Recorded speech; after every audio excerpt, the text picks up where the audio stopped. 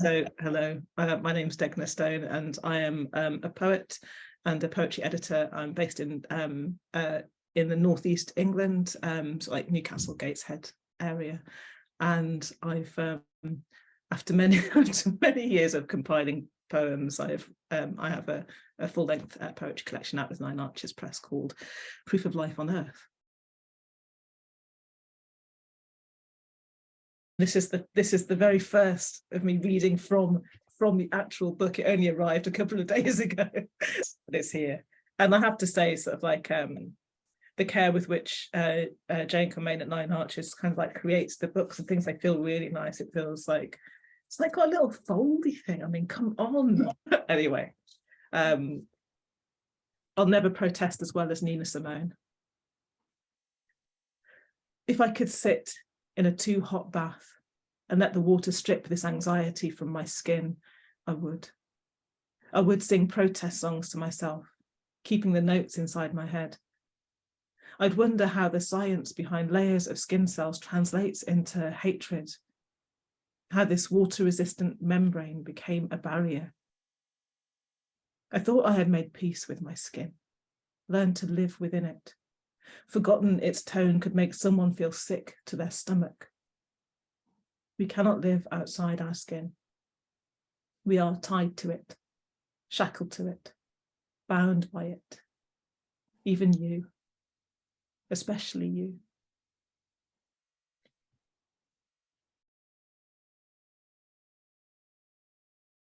I think for me, like, poetry has always been like an instinctive thing. It's kind of like it's just something that happens. And so I'm never sure that I'm a very, I think for me to critique poems or sort of like do reviews and things like that takes a lot for me to sort of like to really understand things in that kind of like, it's almost like a mechanical sense, because it is so intuitive. If I read a poem and I love it, and I don't really necessarily want to understand why it is that I love it, or why it is that it like has an effect on me. And I guess with my poems, I always think it's well, for a start off, at first you don't expect many people to read them. So the whole idea of people interpreting them and thinking and pulling things out is still sort of like weird.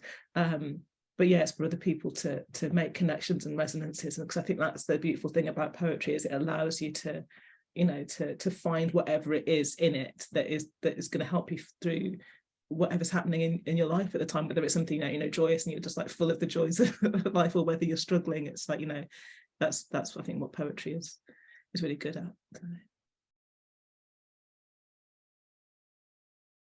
Yeah, sort of like like there are some poems here that like I sort of like I started writing over a decade ago, when I first started taking my poetry writing more seriously and like really honing the craft. And so like after I was given a Northern Promise Award by New Writing North in 2010, and after that point I kind of like I started taking my writing more seriously. So some of the poems started life around about then. Yeah, and some of the poems like deal with my husband was ill at the time, so they were poems that were reflecting on that, I guess. But that was a long time ago. So yeah, it's been interesting. I think lots of first collections tend to have been like, the poems tend to have been amassed over a number of years. And there are obviously some more recent poems in there as well. So that poem was written probably a couple of years ago. Yeah, I started writing that a couple of years ago and finished it earlier this year. Well, actually, I think it describe the monarch. It says the monarch, but then it uses like she, her pronouns. So, and I thought, do I change that? Do I change it? but it was too late. I just left it as it is. And there's another poem in there, Ruby aged 4.5, which has a line about the flag at full mast when the Queen is dead, and it's kind of like, and I wrote that. Oh yeah, well, my child Rue is now sort of like 15, so that was I think I started writing that 10 or so years ago and finished it so like a couple of years after I started writing it. And yeah, and I don't know, it's one of those things that just like the Queen was always around, and then suddenly the Queen is not, but the poems are there. So yeah. And it's one of those things as well, because like, you know, things, you know, it seems like a massive shift, a massive change, but yet the structures and everything around are exactly the same. So like the Queen dying is probably not going to be the chance for the you know, for the royal family to change who it is, how it operates, or what it does, or what, you know, what it atones for. I don't expect it to suddenly come out and apologize for everything that's happened. It was only recently, I think, like 2017, 2018, after the anthology, as part of the Complete Works programme, the Blood Axe anthology came out, and somebody had got in touch and was asking and, you know, mentioning this theme of water. I was like, looked through my poems, it's like, oh yeah. And I don't know why that is. I mean, I live, you know, relatively close to the River Tyne now, and I sort of like I worked at a theatre, live theatre, which gets a dishonourable mention in the collection, which is on Newcastle Quayside for a long time, so right by the water. So I love the water, and like, I'm from the Midlands, and I don't know, it was like felt landlocked there, and so I don't know if I have like a connection to the water. I don't know why. I mean, you know, I can swim, but I'm not like a water baby or anything like that. But I guess there's something about water that lends itself to poetry, and particularly that, you know, this that flowing, the way it flows, and the way that the water is, you know, it's a healing source of healing, but it's also like, it can be a very dangerous place to be. It can be calming, but yeah. So it wasn't something that was deliberate, but there's definitely a water thing going on. I think a lot of my poems yeah, have it. Yeah, I don't know why.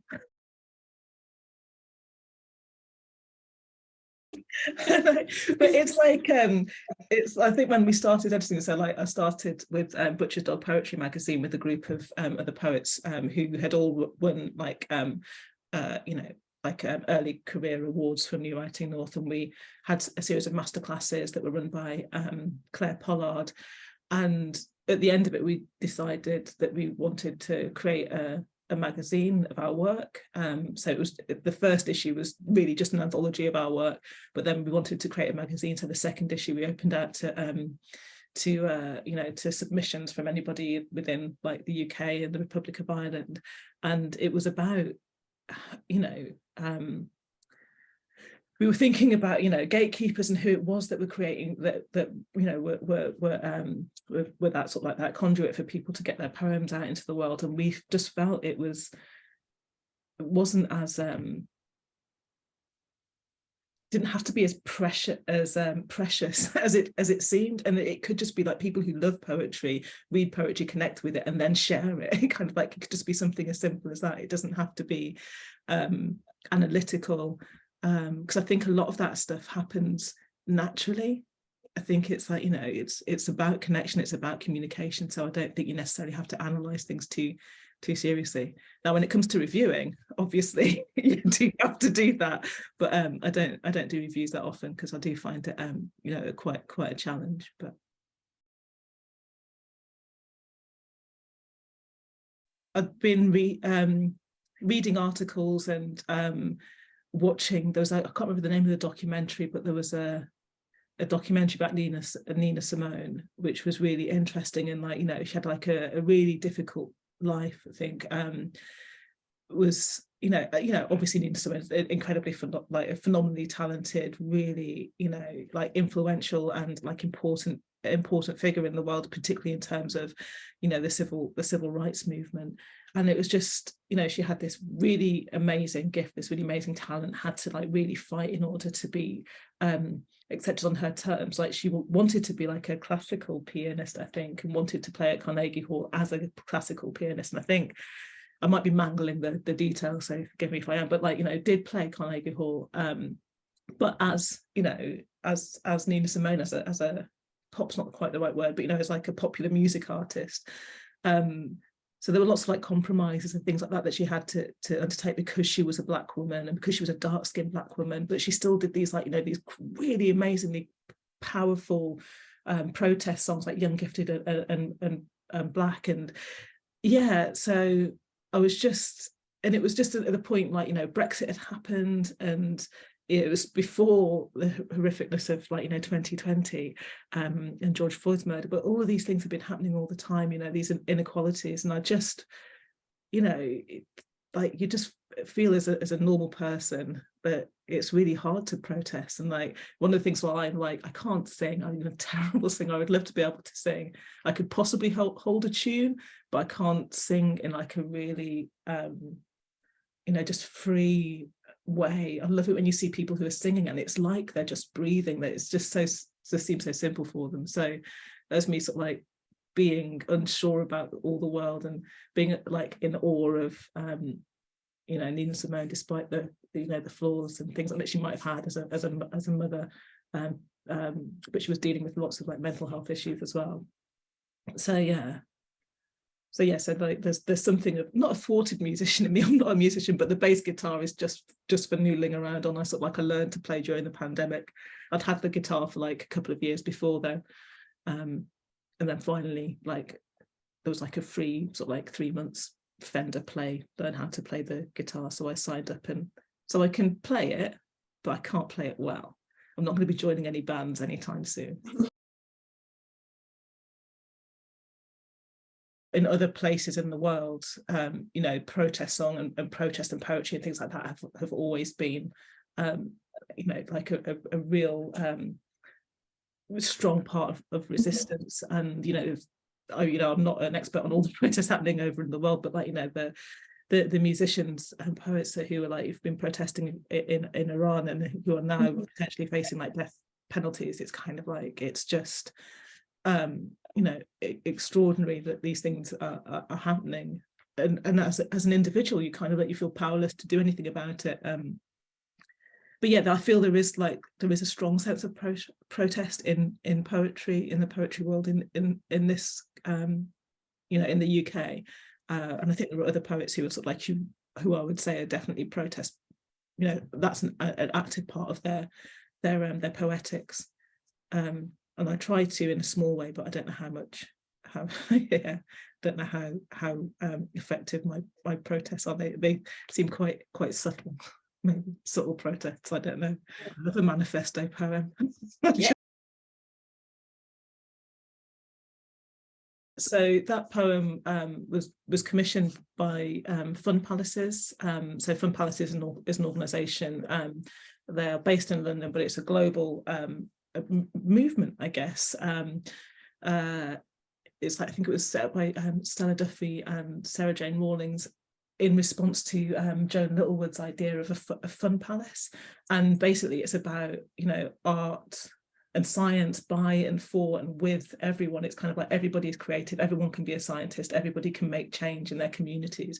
And so it's the first weekend of October every year where they, you know, invite people to create their own fun palaces. So institutions can create big fun palaces, or you can have a fun palace which is sort of like, you know, you invite your neighbours into your garden and tell them about your flowers, or whatever. It can be a really, really small thing. It's really just about connection and exchange. And in 2020, so they still did their fun palaces during the lockdowns, but they were micro, they were small. People could do them on whatever scale was manageable. And in response to, you know, George Floyd's murder and the resurgence of the Black Lives Matter movement, like Fun Palaces commissioned several Black artists to create work in response to the theme of I can't remember, like tiny revolutions, that sort of thing. So that's how the poem arises. But I've always loved writing manifesto poems. There's a poet called Julia Darling who lived in the northeast of England and wrote a manifesto for Tyneside upon England, which is like, Julia was a you know, like a lesbian writer, and, you know, in her own quite way, sort of like just transform lots of the lives of people. She's really influential. Like, loads of writers will speak very fondly of her now. She died about I think it's about 15 years ago now, maybe even more, such a long time. So I've always loved manifestos, because it's that whole thing of like, you know, you can't change what is happening out there, but you can make small changes in your own life, in your own circle of influence. And so one of the things about that poem is like, so I used to salute magpies all the time. I used to like, you know, aye, Captain, how's the wife and kids, and spit 3 times, which is disgusting. And so I've stopped saluting magpies now because I wrote it in my manifesto. So yeah, so you can make small changes by doing that. And yeah, I think there's something really positive about setting out your stall and sort of saying, this is how I want to live my life. These are the things that I will accept, and these are the things that I won't. Yeah, life doesn't make sense a lot of the times, and the things that are happening around us are kind of like, you know, if you sit and think about them and you forget to hold on to it, it's quite devastating. It's like, well, how are we operating as humans in this way? And so like finding pleasure in tiny things can help you to keep going. And yeah, and so I think that's definitely like one of the ethoses of Fun Palace. So I guess that's why it's contained within the poem. But yeah, I always like recommend people like just take a few minutes. In fact, if people wanted to write their own manifesto poem, you can go onto the Fun Palace's website, and there is the exercise to to write your own manifesto, and you can do it as in an individual or in groups and things like that. But it can make subtle changes, and it can make things a little bit easier to bear, I think.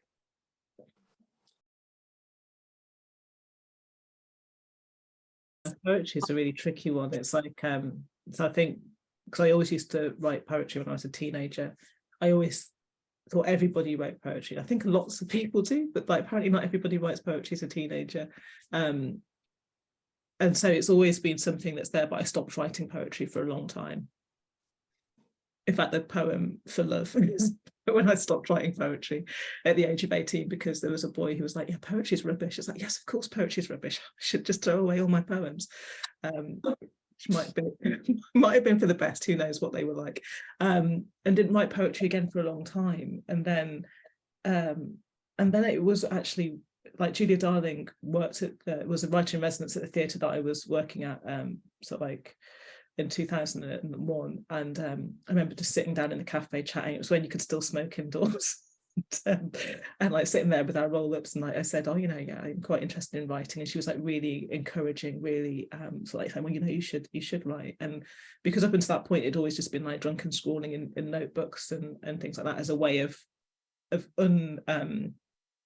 way of emptying the mind. And I think there's the writer Julia Cameron, I think it's Julia Cameron, who does The Artist's Way, sort of like the whole concept of morning pages. It's like, you know, you'd write 3 pages every morning before you do anything else. So it's a way of like getting stuff out of the mind and clearing things up, or clearing the way for things. And so that encouragement from Julia Darling sort of like set me on the path of being a bit more, I guess, mindful about the writing that I was doing. And when it became clear that she was that like her cancer was not going to be treatable, and that it was going to, you know, limit her life, I wrote a poem and sent it to her, and she was like really sweet and kind about it. And from then it was always like, okay, so poetry is something that you can use to contain things that you can't quite understand, or you can't quite cope with. You know, is that process of trying to distill what you're feeling in like in a few words, in a few short lines, kind of like, it can be really helpful. Yeah, and I just think with most poets and most writers, there's like a compulsion to write. You can't not do it, whether it's helpful or not. Like, so when things are really terrible, like when things are happening within your own personal life, I find it really difficult to write about it in the moment. So I might have my morning pages, or I might, you know, jot things down, but I can't turn it into poetry. It's just like longhand, you know, free writing and things like that. And later, when things have settled down, because I also have this thing like, you know, if you write something down, then you probably jinx it or bring it into being, which is like, you know, I should try writing down lottery numbers and see if it has that power. It doesn't. But there's something about writing about something whilst you're in the middle of it. You kind of like, you just think, I don't want to put anything out into the universe that is gonna so yeah, so I guess it's like you're always writing, but you're not necessarily always turning things into poetry until you have that not distance necessarily, but that you kind of like that you feel you've got a moment where you can breathe and you can reflect, because the immediate danger or the immediate trauma or whatever is past, if that makes sense. Yeah.